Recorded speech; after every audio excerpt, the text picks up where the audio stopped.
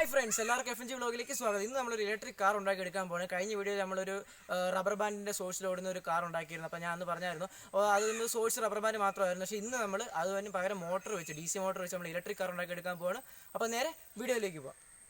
Okay friends, let start. അപ്പോൾ നമുക്ക് നമ്മുടെ ഇലക്ട്രിക് കാർ ചെയ്യാനായിട്ട് ഞാൻ 2 വീൽ സെക്ഷൻ എടുത്തിട്ടുണ്ട്. പക്ഷേ നമുക്ക് അതിൻ്റെ കമ്പി ആവശ്യമില്ല, അതുകൊണ്ട് നമ്മൾ കമ്പി മാറ്റി വെക്കും. നമുക്ക് കുറച്ചുകൂടി നീളമുള്ള ഇതാണ് വേണ്ടത്. അപ്പം 2 കമ്പി മാറ്റിയെടുക്കുകയാണ് വീലിൻ്റെ. കുറച്ചുകൂടെ നീളമുള്ള 2 ഈർക്കിൽ കട്ട് ചെയ്ത് എടുത്തിട്ടുണ്ട്. അപ്പോൾ ഈർക്കിൽ നമ്മൾ ജസ്റ്റ് അതിനകത്തൊന്ന് അപ്ലൈ ചെയ്ത് കൊടുക്കുന്നുള്ളതേ ഉള്ളൂ.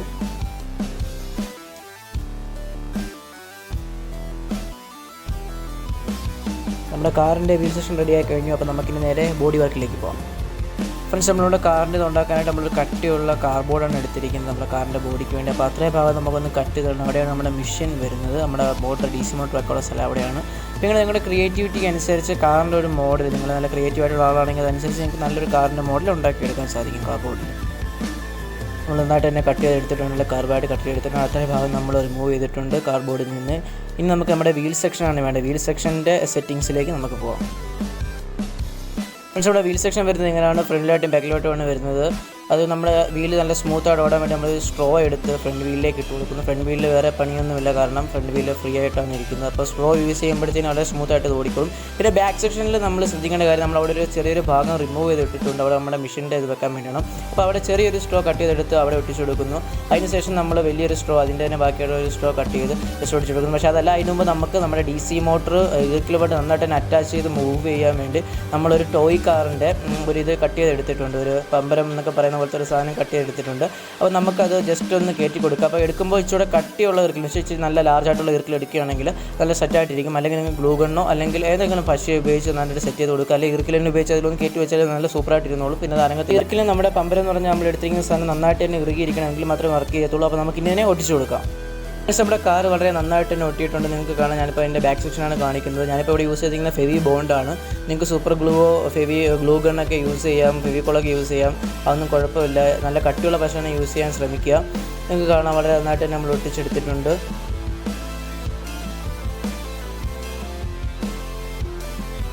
നമ്മളിവിടെ കാറിൻ്റെ എഞ്ചിൻ സെക്ഷൻ സെറ്റ് ചെയ്തെടുക്കുക അവിടെയാണ്.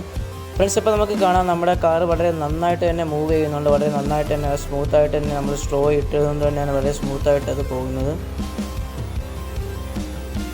ഫ്രണ്ട്സ്, ഇതിനുള്ള മെഷീൻ വർക്ക്, നമ്മുടെ മെഷീൻ അവിടെയായിട്ടാണ് ഒട്ടിച്ചു കൊടുക്കുന്നത്. അപ്പം നിങ്ങൾക്ക് കാണാം, ഞാൻ എടുത്തിരിക്കുന്ന മെഷീൻ വർക്കാണ്. DC മോട്ടർ ബാറ്ററിയായിട്ട് കണക്ട് ചെയ്തിരിക്കുന്നത്. DC മോട്ടറിൻ്റെ അവിടെ നമ്മൾ പമ്പരം എന്ന് പറയുന്ന സാധനം പഴയ ടോയ്സ് കാറിലൊക്കെ ഒരുപാട് ഉണ്ട് അത്. അപ്പോൾ അതെടുക്കുക, അത് നമ്മൾ നല്ലൊരെണ്ണം എടുത്ത് വെച്ചിട്ടുണ്ട്. അതിനുശേഷം നമ്മൾ ഈർക്കിൽ കൊടുക്കുന്ന അത് ഇതുമായിട്ട് അറ്റാച്ച് ചെയ്തിരിക്കണമെന്ന് പ്രത്യേകം ശ്രദ്ധിക്കുക.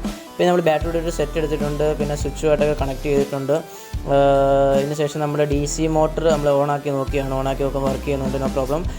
ഇനി നമ്മളത് ചെയ്യേണ്ട കാര്യം എന്താണെന്ന് ചോദിച്ചു കഴിഞ്ഞാൽ, നമ്മൾ നമ്മുടെ മോട്ടർ എടുത്ത് DC മോട്ടർ എടുത്ത് വെച്ച് ആ വീലിൻ്റെ ആ ഇറുക്കിലിരിക്കുന്ന ആ പമ്പരവും പിന്നെ നമ്മുടെ ഇതുമായിട്ട് വളരെ സ്പെഷ്യൽ കണക്ഷൻ കൊടുക്കുക. നമ്മൾ ഓണാക്കി നോക്കുമ്പോൾ നമുക്ക് കാണാം വളരെ നന്നായിട്ട് തന്നെ നമ്മുടെ വീല് ആ ഒരു പോയിന്റ് നിങ്ങൾ കണ്ടുപിടിക്കുക എന്നുള്ളതാണ് ഏറ്റവും വലിയൊരു പ്രത്യേകത. അല്ലെങ്കിൽ അത് ചെയ്യാൻ സാധിക്കില്ല. ഫ്രണ്ട്സ്, നമ്മുടെ ബാറ്ററി സെക്ഷൻ നമ്മൾ ജസ്റ്റ് ഒരു സെലോ ടേപ്പ് വെച്ച് മാത്രമേ ഒട്ടിച്ചു കൊടുത്തിട്ടുള്ളൂ. പിന്നെ നമ്മുടെ DC മോട്ടർ നമ്മൾ ഫെവി ബോണ്ട് വെച്ച് ഒട്ടിച്ചിട്ട് അതിൻ്റെ മണ്ടയിൽ കൂടെ സെലോ ടേപ്പ് ഒരു സേഫ്റ്റിക്ക് വേണ്ടി ഒട്ടിച്ചിരിക്കുകയാണ്. പിന്നെ സ്വിച്ച് നമ്മൾ ഫ്രീ ആയിട്ട് വിട്ടിരിക്കുകയാണ്. സ്വിച്ച് വേറെ കണക്ഷനൊന്നും കൊടുക്കുന്നില്ല, സ്വിച്ചൊന്നും വെക്കുന്നില്ല.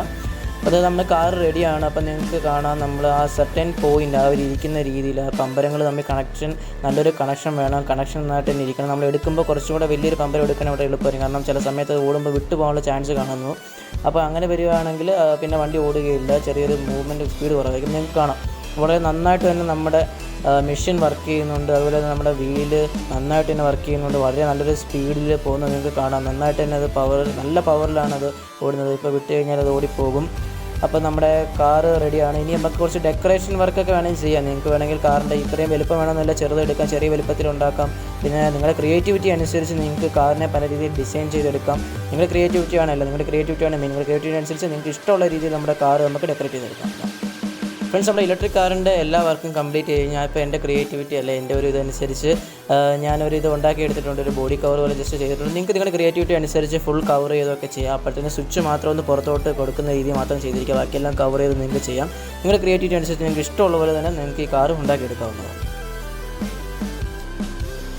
ഫ്രണ്ട്സ്, നമ്മുടെ കാർ റെഡിയാണ്. കാർ വളരെ നന്നായിട്ട് തന്നെ നമ്മൾ എടുത്ത് വെച്ചിട്ടുണ്ട്. അപ്പം നമുക്കിനി നേരെ ടെസ്റ്റിലേക്ക് പോകാം.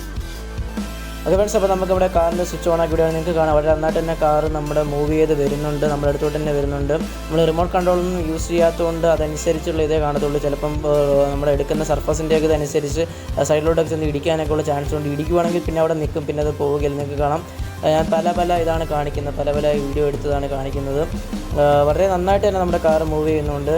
ചെന്ന് ഇടിക്കുകയൊക്കെ ചെയ്യും, കാരണം റിമോട്ട് കൺട്രോൾ അല്ലാത്തതുകൊണ്ടാണ്.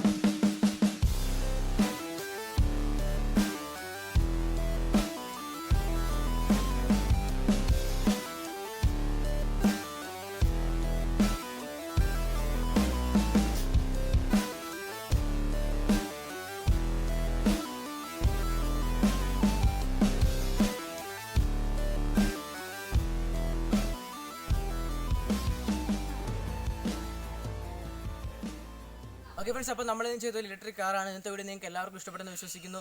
ഇഷ്ടപ്പെട്ടാൽ ലൈക്ക് ചെയ്യുക, ഇഷ്ടപ്പെട്ടാൽ ഡിസ്ലൈക്ക് ചെയ്യുക, സബ്സ്ക്രൈബ് ചെയ്യാൻ മറക്കാതിരിക്കുക. ഇതിന് നല്ല വീഡിയോസുമായി ഇനി ഞാൻ എത്തുന്നതാണ്. അതുവരെ it's me FMG signing out.